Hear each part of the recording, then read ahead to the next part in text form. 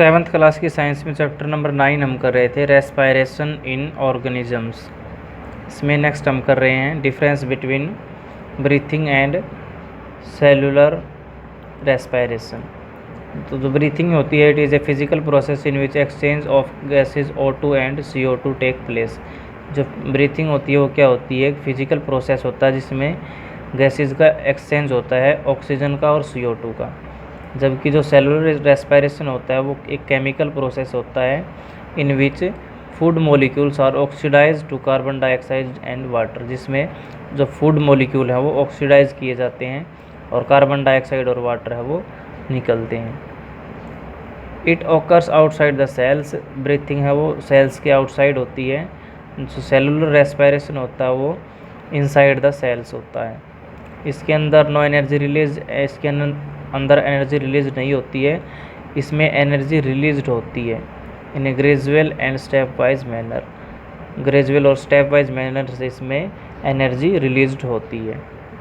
Next हमारे पास aerobic and aerobic respiration. Aerobic respiration it is the breakdown of glucose into carbon dioxide and water in the presence of oxygen inside the body cells। Aerobic respiration क्या होता है, एक breakdown होता है glucose का carbon dioxide और water में, और in the presence of oxygen, oxygen की प्रेजेंस में ग्लूकोज का कार्बन डाइऑक्साइड और वाटर में टूटना क्या कहलाता है, एरोबिक रेस्पायरेशन कहलाता है। ये इसकी रिएक्शन होती है, ग्लूकोज टूट जाती है कार्बन डाइऑक्साइड, वाटर और एनर्जी में। Organisms that use oxygen for respiration is called aerobes. जो ऑर्गेनिजम्स ऑक्सीजन का यूज़ करते हैं रेस्पायरेशन के लिए उन्हें हम एरोब्स बोलते हैं। Majority of animals and plants have aerobic respiration. बहुत सारे एनिमल्स और जो पौधे होते हैं वो एरोबिक रेस्पायरेशन करते हैं। Anaerobic respiration when glucose is break down in the absence of oxygen it is called anaerobic respiration. जब जो ग्लूकोज है ऑक्सीजन की अनुपस्थिति में अगर ब्रेकडाउन होती है तो उसको हम एनएरोबिक रेस्पायरेशन बोलेंगे। The animal and plants that can survive and obtain energy even the absence of oxygen are called anaerobes. वो एनिमल्स और प्लांट्स जो कि सर्वाइव करते हैं और एनर्जी ऑब्टेन करते हैं एब्सेंस ऑफ ऑक्सीजन, ऑक्सीजन की एब्सेंस में, उन्हें हम एनोर्ब्स बोलते हैं, एनएरोब्स बोलेंगे इनको हम। Anaerobes respiration occurs in yeast, some bacteria and parasitic platforms. किसके अंदर होती है ये, यीस्ट और सम बैक्टीरिया और पैरासिटिक प्लेटफॉर्म्स, इनके अंदर ये होती है। In the absence of oxygen glucose breaks down incompletely into ethyl alcohol and carbon dioxide. जो ऑक्सीजन की अनुपस्थिति में जो ग्लूकोज होता है वो पूर्णतः नहीं टूट पाता है, किसमें, इथाइल अल्कोहल और कार्बन डाइऑक्साइड के अंदर। Therefore very small amount of energy is release, इसलिए बहुत कम मात्रा में एनर्जी है वो रिलीज होती है। ये इसकी रिएक्शन होती है, glucose in the absence of oxygen, ethyl alcohol और कार्बन डाइऑक्साइड प्लस एनर्जी में ये कन्वर्ट होती है। The anaerobic breakdown of sugars into alcohol is called फर्मिनेशन।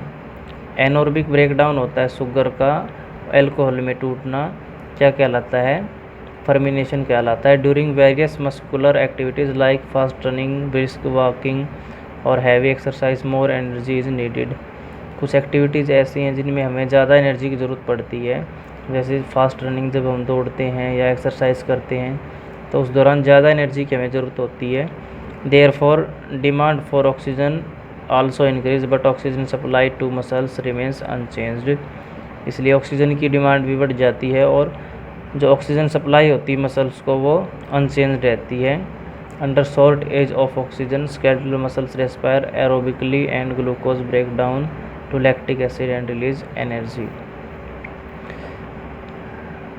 जिस तरह ऑक्सीजन की अगर कमी होती है तो जो स्केलेटल मसल्स होती हैं वो रेस्पायर करती हैं एरोबिकली और ग्लूकोज ब्रेक डाउन होती है लैक्टिक एसिड और रिलीज़ करती है एनर्जी।